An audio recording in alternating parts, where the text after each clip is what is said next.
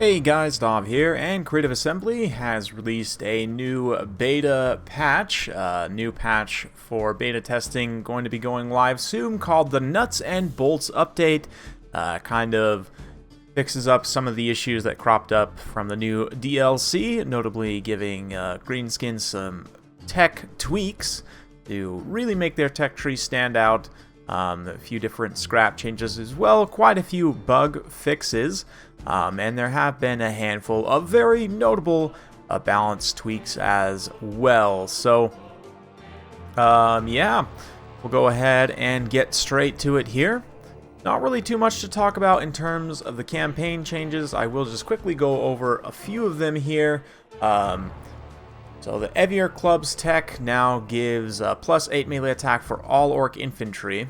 And you'll see a lot of these, like the Heavy Metal, better Airheads, Boar Painting, Gobbo Crackdown.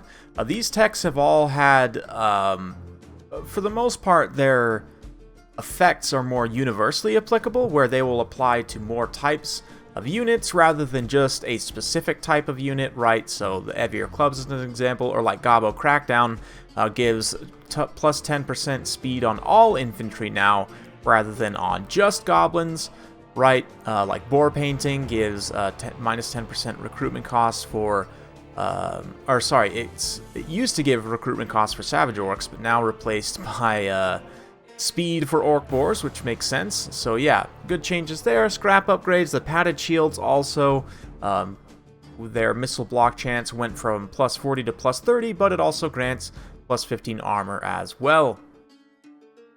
Also had a few turn time reductions for like Biggins, Savage Orc Biggins, Boar Boys, the Norskin, and Greenskin Giants, so a little nice touch for Norska there. And of course, a whole bunch of bug fixes as well, but you guys are really here for one thing primarily, and that of course is balance changes. So let's quickly get to it. Keep in mind, of course, these changes are not final. This patch is still in beta, right? And so you do have to go specifically opt into it on Steam. If you guys need to know how to do that, I guess I could probably make a video about it. It is very, very easy. You just go to properties on your Steam and then click over to betas and then select the 1.9.2 beta. Anyway, yeah, balance changes. Dark Elves, Ravages of Rakarth, and the Scourge Runner Chariots, their health went back down to 1166. I think they gave them a health buff last time, and I'm not really 100% sure, but for the Greenskins, the War Boar heroes, so that's the Orc Shaman and the Black Orc Big Boss, have had their weapon strength kind of retooled a little bit. I thought it was very strange that the Black Orc Big Boss didn't have primary armor piercing damage on the boar. That now has been remedied, so that he has 270 armor piercing plus 120 base, so that's 390 in total. Whereas previously he had 255 base and only 185 armor piercing. So now primarily armor piercing. In addition, the Orc Shaman got plus 10 AP, or sorry, plus 10 non-AP and plus 40 AP damage. So just a general weapon strength buff for him on the boar. Likewise, the Goblin Great Shaman on the Spider Shrine, they actually changed the regular Ragnarok stats in the last patch, but they didn't update the Spider Shrine to reflect that, so now the Spider Shrine got that change as well. Armor was reduced from 150 to 120, but it got close to 100 more HP, more reload skill. I guess it had a reload skill of 0, which is kind of hilarious, and melee attack went from 54 to 58, so a nice little change there. Pump Wagons, likewise, the basic one, the multiplayer cost changed from 450 to 500, which is probably good. Yeah, I actually didn't end up seeing the Pump Wagon spam as much as I thought I would in this patch, but I do think that 450 points was a little bit too cheap for what you got from the unit, so 500 points is just fine. And all of the Snotling Pump Wagons now have had the Poison Contact effect removed from their Thrown Mushroom attack. So previously, one of the attack animations where they actually threw the mushroom spores would give poison on contact on the explosion, right? So the Pump Wagons were actually giving poison, which they're not supposed to, obviously. That has now been fixed on all the various variants. Dwarfs, Ulthar's Raiders, I guess this is probably an oversight from an earlier patch, but they got more ammunition. went from 8 to 12, which, considering how much damage they do with their throwing axes, is absolutely awesome.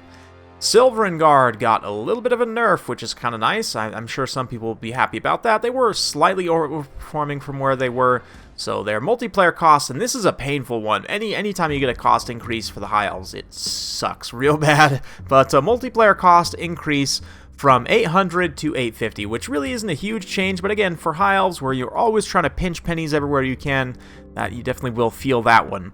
Likewise, they got an armor-piercing nerf. They went from 10 to 8, while getting that 2 weapon damage added to their base weapon strength. So still same total base weapon strength, but less armor-piercing damage.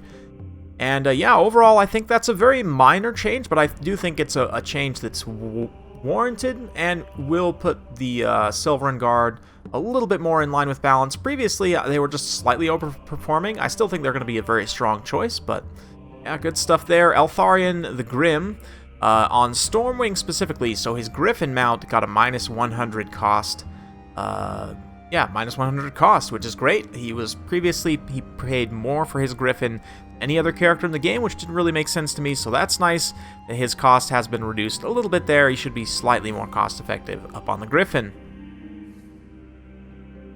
And here's a change for Bretonnia. Not a change I expected at all, but actually it will be kind of nice. Réponse de Lyonesse got a +5 run speed increase and a +2 charge speed increase. So this is an interesting change. I mean, Horse Lords tend to be just sort of in an interesting choice, interesting place. I don't know, sometimes they're good, sometimes they can struggle, but I do think the extra speed for Réponse certainly will help.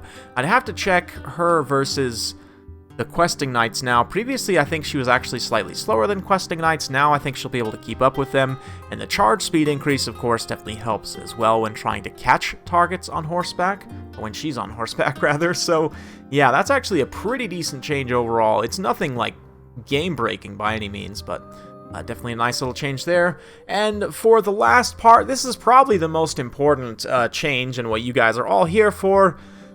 We've got some ability balance changes. First, I'm gonna skip Lord of Dragons for now, and we'll talk about the hated, the vilified in the community, at least according to some people. Fermented Fungi has had its duration cut in half, more than half actually, as it goes from 36 to 17 for duration. Also had its cast range reduced by 25, which is fine. Yeah, honestly, this is about what I was expecting in terms of changes. I do think maybe it's a little too much. Maybe like 20 seconds would be fine, but Fermented Fungi is an exceptionally powerful ability, so it probably warranted. And the cast range reduction, again, that's fine. I'm totally fine with that. Lord of Dragons has also had a significant nerf. Lord of Dragons previously was way too strong. The debuff from Imric himself. Cast range has been cut in half from 150 to 75, and the duration has been changed from 30 seconds to 22, so definitely won't last quite as long, and again, you'll have to be a bit closer to use it. Same thing with Your Next and They Need Stabbing. Both of them have had their cast range cut in half from 150 to 75, so both of those you'll need to be a bit closer with Grimgor or with the Gobbo Big Boss to apply those character assassination debuffs. And the Spinning Loons, likewise, have had their cast range slightly reduced from 30 to 25. That's probably fine. Really, functionally, it won't make that much of a difference. But an important thing to note here is that Spinning Loons now can no longer be cast if the unit is below 25% HP. Although Loons of the 8 peak here, it says that it has the same cast range reduction, but it does not have the added condition that it can't be cast if the unit's below 25% HP. So I'm assuming that means the Loons can still use theirs even if they only have like 3 unit models left, which, I mean, they're unbreakable, so it does make sense. And with the regular Gobbos, they're not likely to still be on the field when they only have 25% HP left anyway, so that's probably fine. Overall, I think there are a lot of sensible balance changes in this patch. Nothing really too groundbreaking by any means, just very, very, very minor balance tweaks, but it definitely seems like Creative Assembly is listening to the community in regards to certain things. I know a lot of people were complaining about fermented fungi being too powerful, so it's nice to see that get touched up, as well as Silverin Guards, the pump wagons, a couple of other things. So yeah, a really, really nice kind of little balance patch overall, and I'm sure Creative Assembly will be watching for additional feedback, so I'll be chatting it up on this channel. You guys be sure to leave your comments down below, and of course respectfully submit your feedback through whatever other channels you so choose, Reddit, forums, whatever. Yeah, thank you very much for watching this today. That's all I have for you, so if you do want to see some more Total War Warhammer 2 content, be sure to like, subscribe, hit that bell notification, so every time I upload a new video, you'll be notified. Thanks again for watching, and we'll see you next time.